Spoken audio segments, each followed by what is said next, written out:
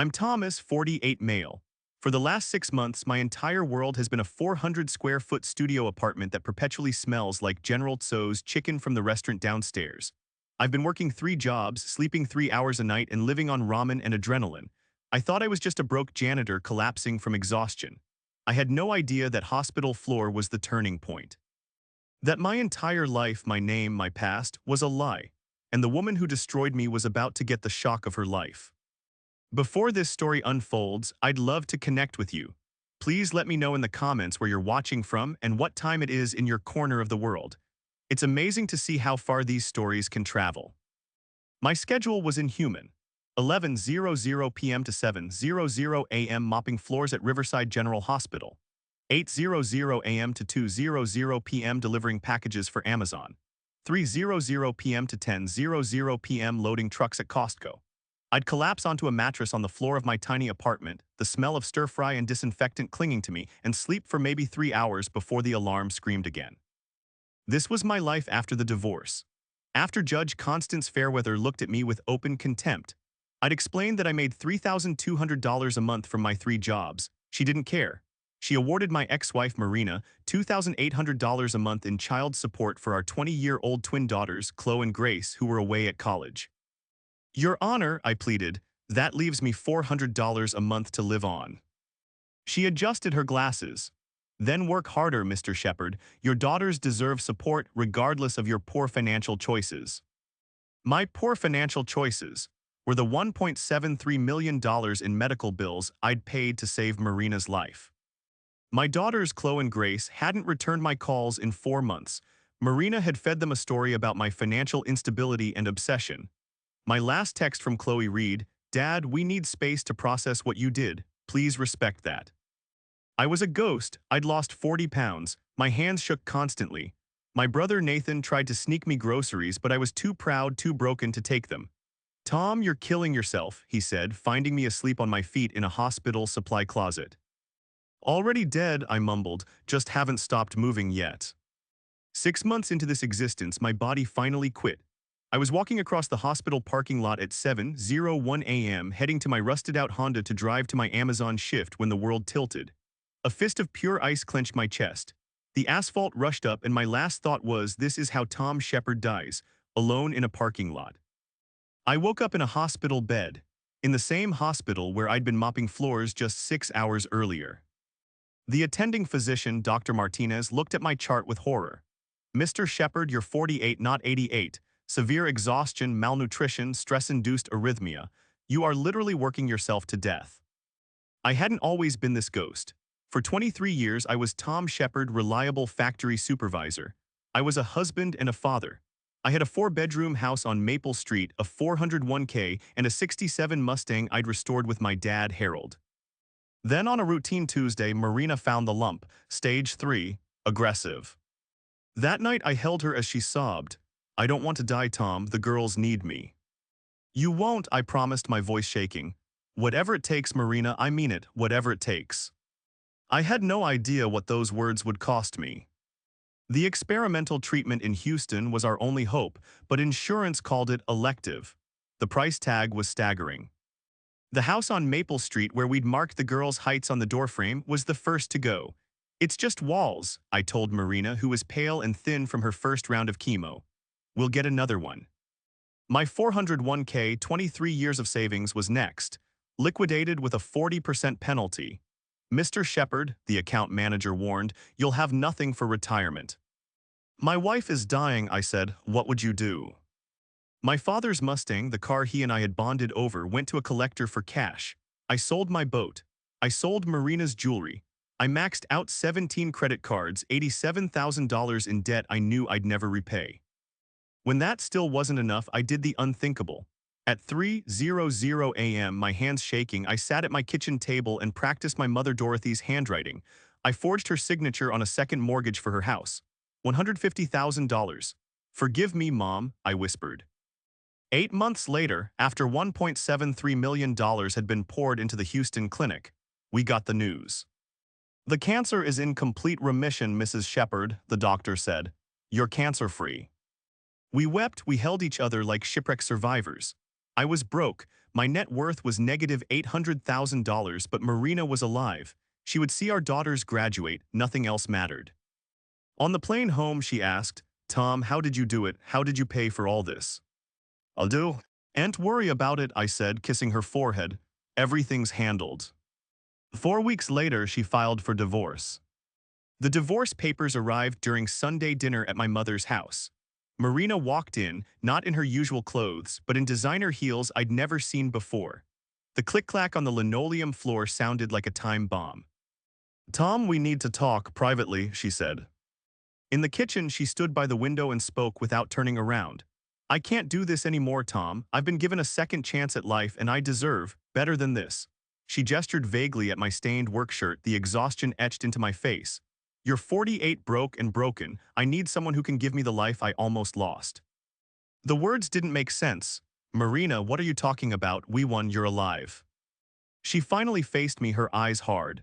I met someone, Richard, he's a pharmaceutical executive. He understands what I've been through.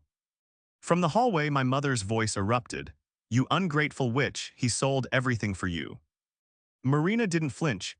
And I'm grateful, Dorothy, but gratitude isn't love. I haven't loved Tom for years. The cancer just clarified things. The divorce was a surgical execution. Richard paid for her lawyer. They painted me as financially irresponsible. When Dorothy found out about the forged mortgage, she reported it to the bank in a fit of rage, and Marina used it against me. Your actions show a complete disregard for your partner's autonomy, Judge Fairweather said, sealing my fate. And that's how I ended up in a hospital bed, a charity case in the same building where I mopped the floors. That's when Nurse Beatrice Holbrook walked in to check my IV. She was an older woman, kind-faced.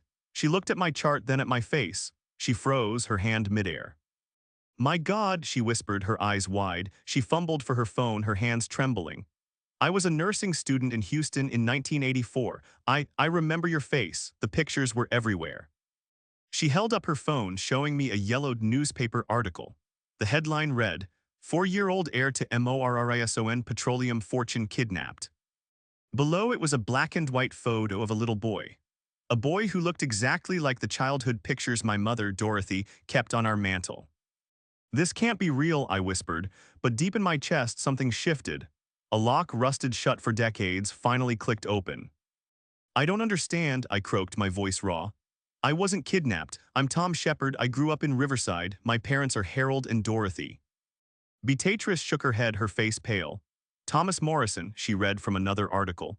Kidnapped from his family's Houston estate on September 15, 1984, son of James and Victoria Morrison.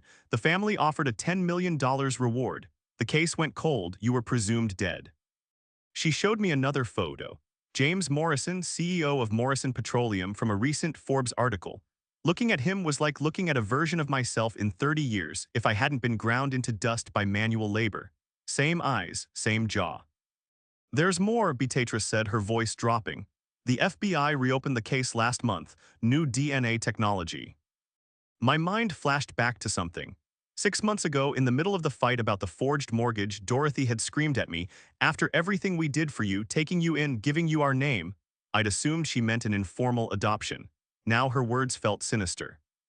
I need to make a call, Beatrice said. Mr. Shepard or Morrison, this is about to move very fast. Within 2 hours, my room was swarming with FBI agents. Special Agent Diana Crawford, a sharp woman with graying hair, led the questions. They swabbed my cheek. They took my fingerprints. Do you remember anything before age 5, Thomas? She asked. Flashes, I admitted. A big white house, a pool with a fountain, a woman singing to me in Spanish.